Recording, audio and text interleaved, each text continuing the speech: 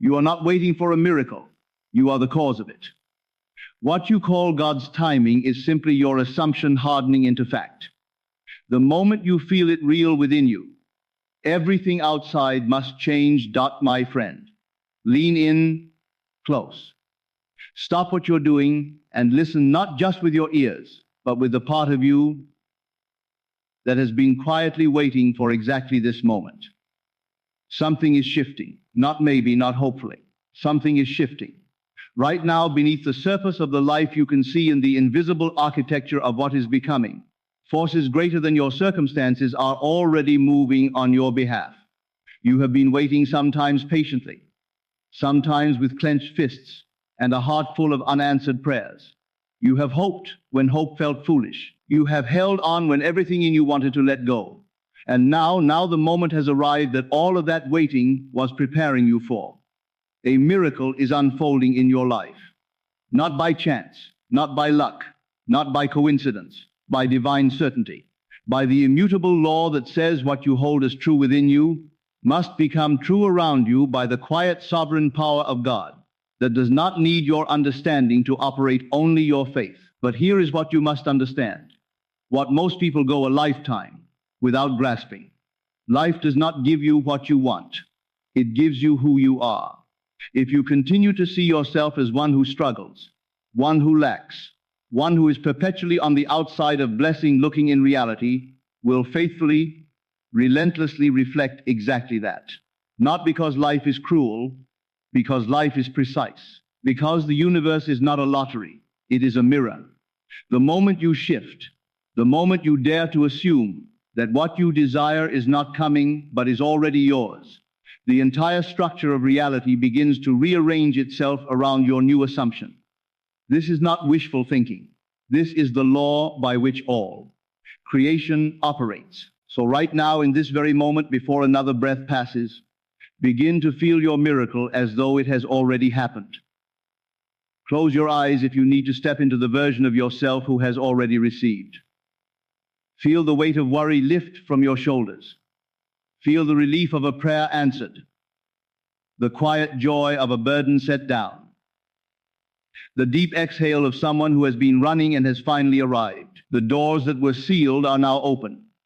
The path that was obscured is now luminous and clear. The abundance, the healing, the love, it is done. Say that quietly to yourself right now. It is done. Do not be deceived by what your eyes currently show you. The absence of visible evidence is not the absence of movement. The unseen is more powerful, more real, more active than anything the physical world has yet produced. The invisible is where the true work is always done. Your only assignment, your single sacred task, is to remain unwavering in that knowing. Do not beg. Do not chase. Do not interrogate the heavens for a timetable. Be still and know. Stand in the unshakable certainty that your miracle is not on its way.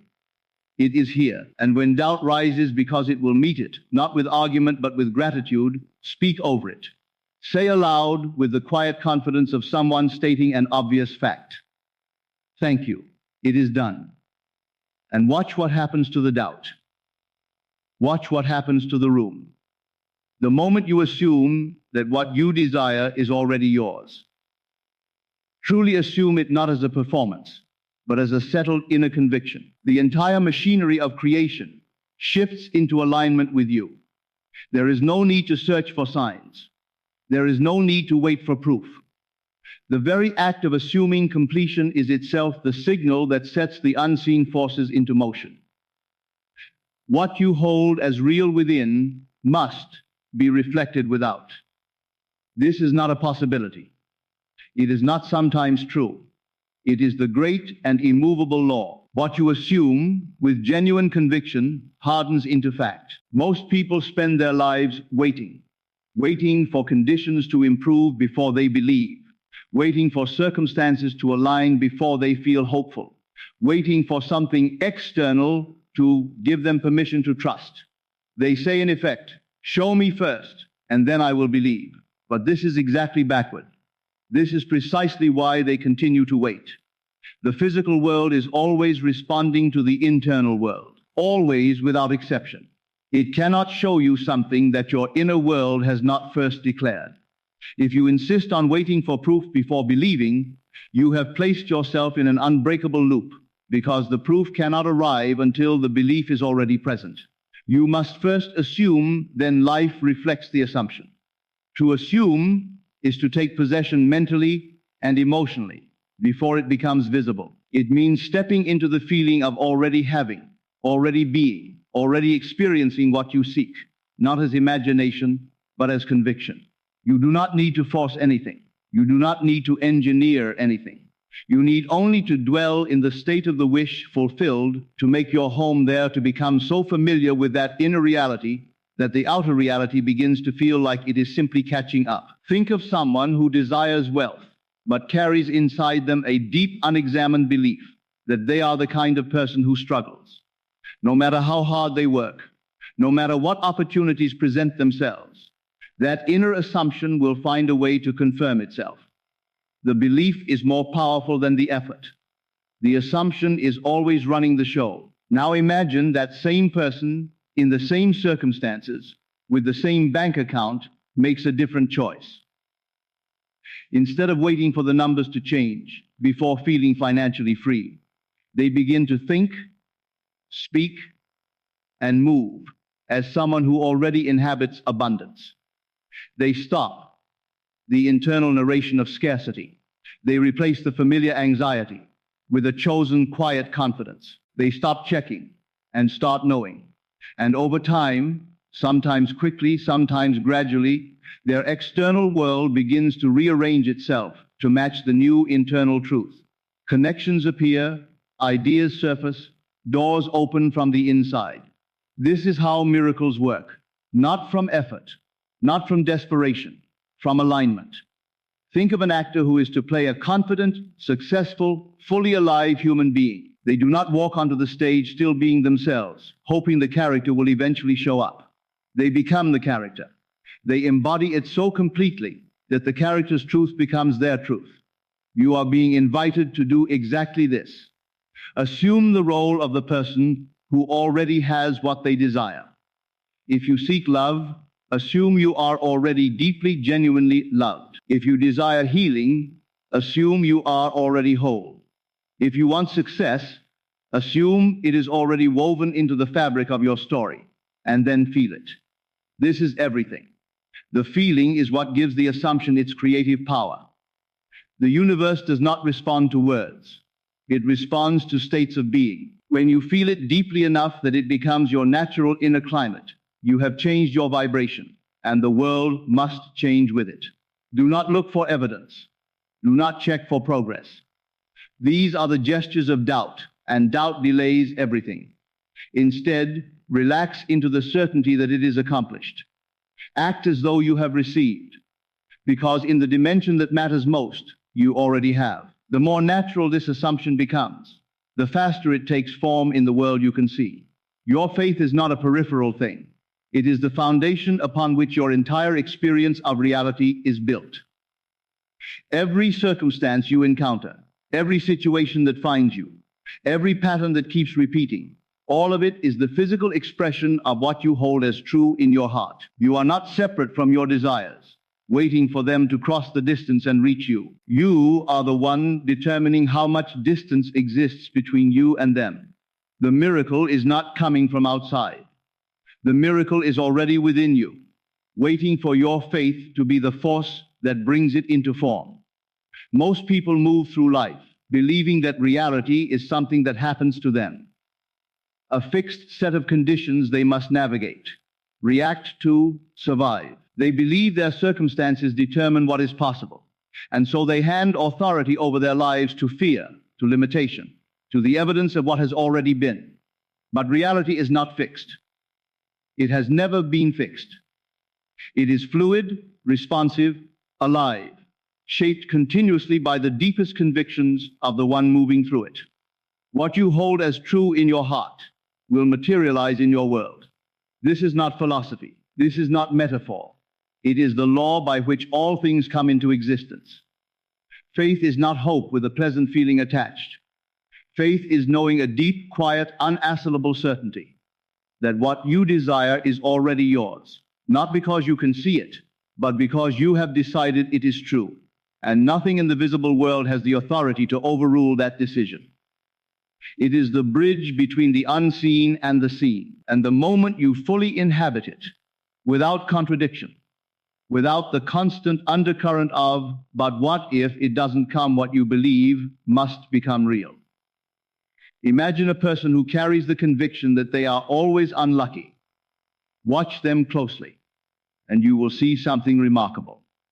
They will find a way to turn every opportunity into confirmation of that belief. They will arrive 1 minute late to the interview. They will say the wrong thing at exactly the right moment to undo the connection. They will interpret every ambiguity as further evidence of their curse, not because they are foolish, because their assumption is more powerful than their circumstances, and their assumption is running the show. Now watch someone who carries the deep settled belief that everything works out for them. Watch how they move through the same world. The setbacks, the rejections, the complications. They do not crumble because they do not take setbacks as the final word. They expect the turn, and the turn comes not because they are luckier, because they are calibrated differently. Life bends toward their assumption just as it bends toward yours. Faith does not create by requiring proof first. It creates the proof.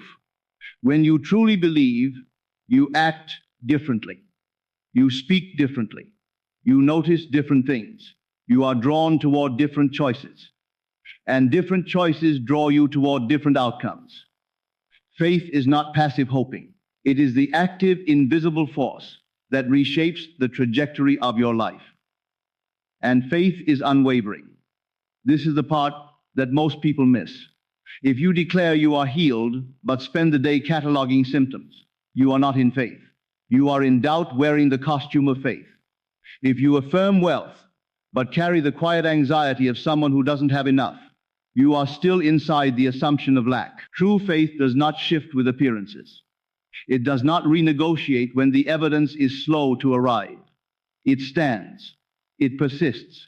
It refuses to accept the current reflection as the permanent truth. Your miracle is not something distant. It is not something that will arrive after a long enough waiting period. It is already present, already complete in the unseen, waiting only for your faith to make it visible. The moment you claim it without hesitation, without the asterisk of "but what if," it moves toward you with a force that nothing in the physical world can stop. Guard your mind as you would guard something precious. The world will try constantly, casually, relentlessly, to convince you that what you believe is impossible, that you should be realistic, that you should accept things as they are. But the world is only showing you the reflection of old beliefs. It is not showing you what is becoming. Change what you hold as true, and what the world shows you must change. Let your faith be your guide, not your circumstances. Let the inner knowing be more real to you than anything your senses currently report. Your miracle is already here. It is waiting for you to believe it into being visible. Doubt is the only wall between you and what is already yours. Let that settle. Not fear, not fate, not circumstance, not bad luck or wrong timing or someone else's decision. Doubt. Your own uncertainty is the single force that delays the miracle that is already in motion. The moment you silence the doubt, the moment you stop cross-examining the universe about when and how, and are you sure, you step out of the way. And when you step out of the way, the power that is greater than any obstacle, greater than any fear, greater than any limitation, moves through you with effortless precision. Most people live in a painful oscillation. They pray for something, then worry about whether it will come. They visualize, then look for evidence, and when they don't see it immediately, they conclude something is wrong. They affirm in the morning and doubt by afternoon. And this constant back and forth, this failure to commit, this wavering between belief and skepticism, is like planting a seed and digging it up every day to check on the roots. The seed cannot grow if you keep interrupting it. The only way to receive your miracle is to plant the seed and leave it. Trust the process you cannot see. The root system is forming underground in the invisible, in the place where all real work is done before it becomes visible. Your only task is to continue watering it with faith and refuse to dig it up with doubt. Certainty is not arrogance. Certainty is alignment. When you decide with absolute finality that what you desire is already on its way, when you stop treating it as a possibility and start treating it as a certainty, you remove the energetic resistance that was creating the delay. You are no longer sending a mixed signal. You are no longer telling the universe one thing with your words and another thing with your worry. You are fully, cleanly, completely aligned. And alignment is where miracles live. You do not need to understand how it will happen. In fact, trying to micromanage the how is one of the primary ways people interfere with their own miracles. The how is not your department.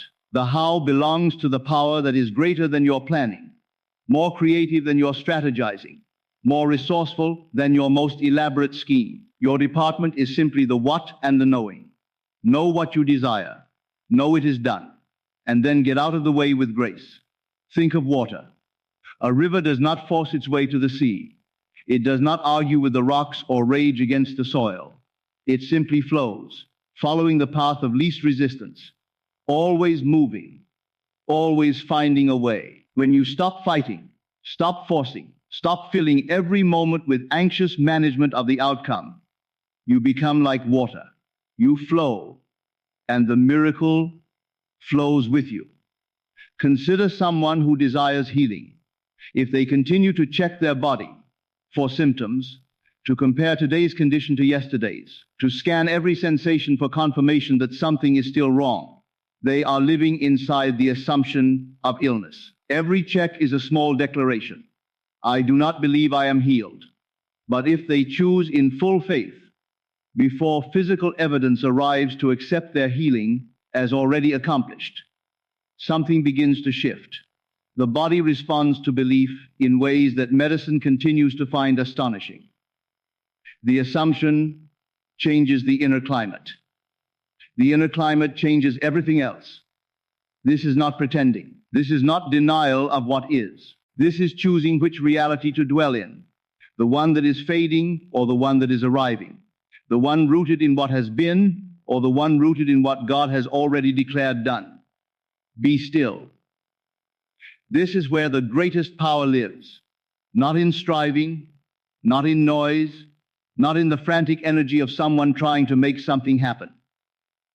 The deepest creative force in the universe moves through stillness. When you are quiet inside, when you have released the worry, surrendered the need to control, let go of the questions that have no answer, yet you create a channel through which the miracle can move without obstruction. To be still is not passivity. It is not indifference. It is the highest form of trust. It is standing in the complete confidence that everything is already unfolding in your favor, even when you cannot see the unfolding. It is the posture of someone who has already received, relaxed, present, at peace, needing nothing more from the world than what is already on its way. When you reach this place, doors open, not metaphorically, actual doors, actual opportunities, actual connections, actual shifts in circumstance that you could not have forced open with any amount of effort because you have stopped fighting the current. And the current has begun to carry you exactly where you are meant to go. Release the need to understand every step. Release the need to see around every corner. Trust the power that has always been working in your favor, even in the seasons when it was hard to feel. Trust it completely, and let your only remaining work be this: to remain in the knowing, to keep the inner climate of certainty alive, to refuse the invitation of doubt when it knocks as it will at the door of your mind. Your miracle is not something you must earn or prove yourself worthy of or wait in anguish to receive.